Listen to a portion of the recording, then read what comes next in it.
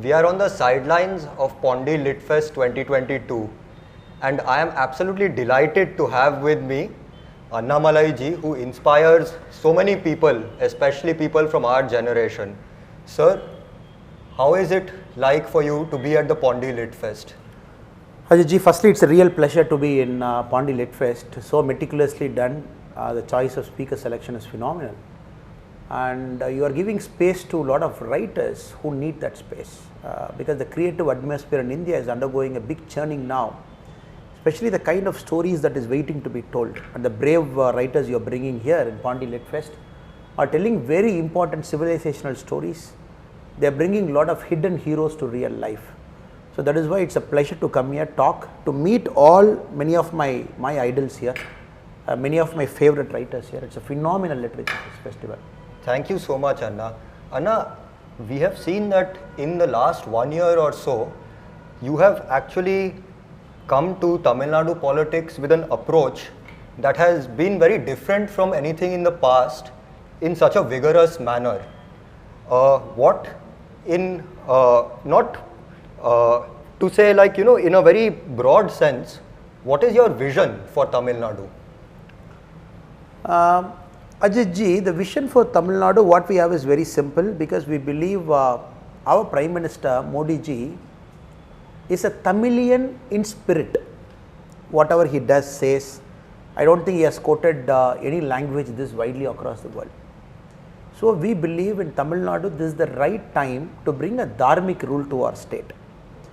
The last 70 odd years, what has happened, the history has taken a course correction. It has shifted away from the path it is supposed to travel. A land that has got a rich history, of 5,000 year plus history easily, is called as a Dravidian state now, which has got a 70-year-old history now. So we want to set it right. Yes. And more importantly, we want to bring a spiritual awakening back to our state. And we believe the party that I represent, Bharatiya Janata Party, is the only party that is capable of doing it. So the vision that we have is very simple. We want to create a lot of grassroots leaders.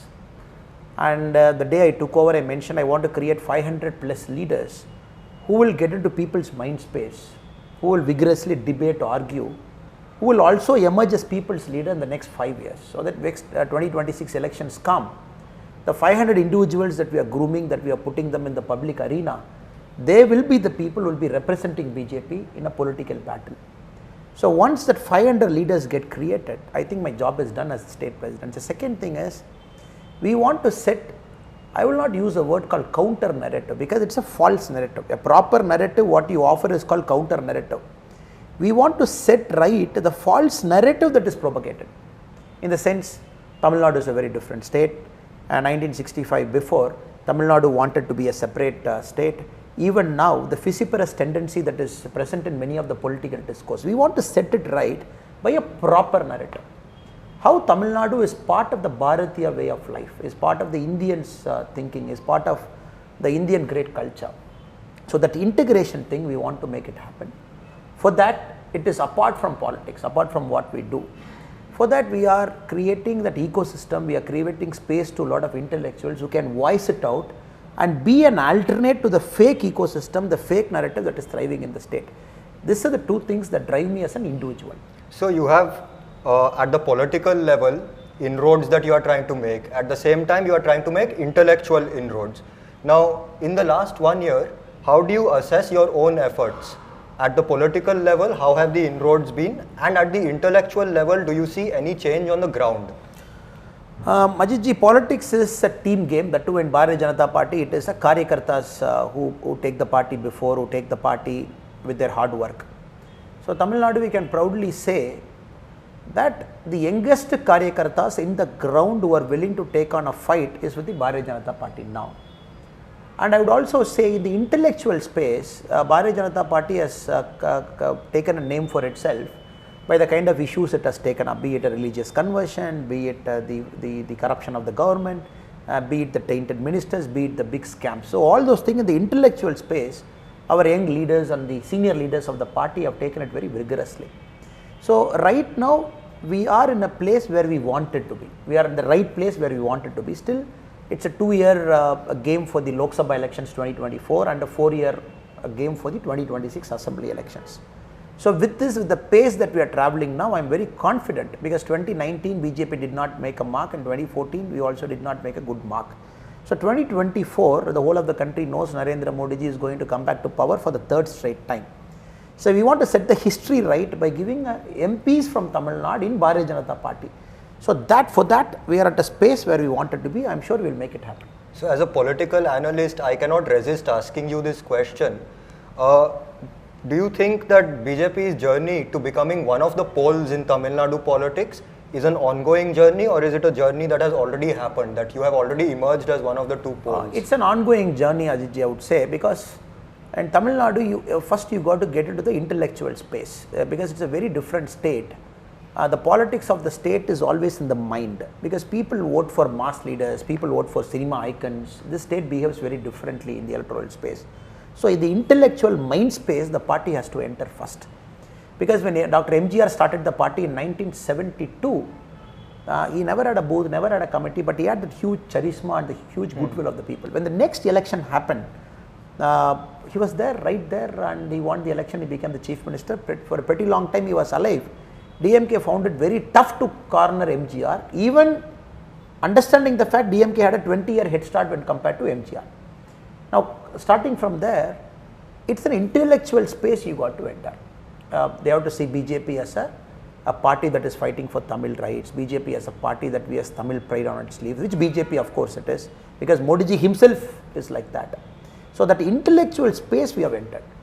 Now the political battle will start any time, because you are going to take somebody's space and you are going to offer a pole that is exactly opposite to the current narrative that is fueling Tamil Nadu's imagination. So that is a matter of months we are there. The political battle will start anytime soon. That is the time you see the political parties coming at our cadres very vigorously. So intellectual space we are there. Political space we are just entering. It's a matter of time. So my final question, actually, you raised this very interesting point that in this state, you have often had people with massive charisma, let's say movie stars for instance, who have captured the public imagination. Now, one very interesting point that one of the MLAs made to me when I was writing the book on Himanta Biswa Sharma was that there are some leaders whom people like because they have to like them, and then there are other leaders whom people like because they want to like them. Now we see that the current leaders in Tamil Nadu, very few can be categorized in the second category. But then this time, when we see wherever you go, the kind of response that you get, it is obviously driven by massive charisma. People want to be near you. People want to attend your rallies, listen to you speak. And you are somebody who has not been an actor. You do not come from that kind of a fraternity. You are somebody who has served as a police officer in the past. You are somebody who is very ideologically driven, who speaks about dharma. So you obviously see that the imagination is being captured by something very different now in the state. So what do you think? You are saying that the game is in the mind. How do you think that mental game has been affected with your emergence? I would say, Ajit ji, that I am a brand ambassador for Narendra Modi ji. So all of us in Tamil Nadu, the Karyakartas, are effectively carrying the charisma, the appeal, the work being done by our Honorable Prime Minister. So what has happened from 2016 to 2019, there was a concentrated effort. I would say it's a well-planned strategy by a section of Tamil media and by the opposition party to run a very negative campaign against the Honorable Prime Minister. Which has backfired. Which backfired. So what has happened? You cannot run a negative campaign for a long time. There is this English proverb which I would like to quote here. They say, you can fool some people sometime, but you cannot fool all the people all the time. So 3 years of that negativity, now when people see Modi ji, they are like, no, he's not like that. He likes Tamil. Why does he quote Tirukkural? Why does he quote this? He travels across the world. He doesn't speak in his native tongue Gujarati, but he portrays Tamil Nadu. He calls Tamil as the oldest language. So you are lying. That is why the last 2 times when the Honorable Prime Minister was in Chennai, 3 months before and now, the kind of turnaround, the kind of outpouring of emotion for the PM was like, I wouldn't say it's historic, I would say, because it is very emotional to see people crying, seeing him, getting near to him. So we and all the Tamil Nadu political leaders, we are just foot soldiers, trying to erase the sambal. In Tamil we call it sambal, and probably in English I would say the ashes. Yes. which is on the Prime Minister, we are trying to just dust it off.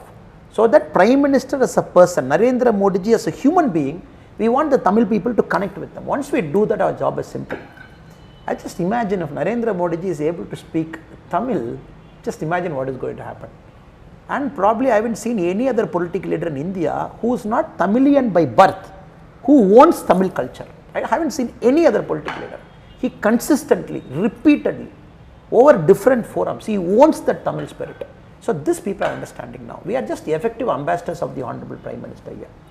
Anna, it was an honor.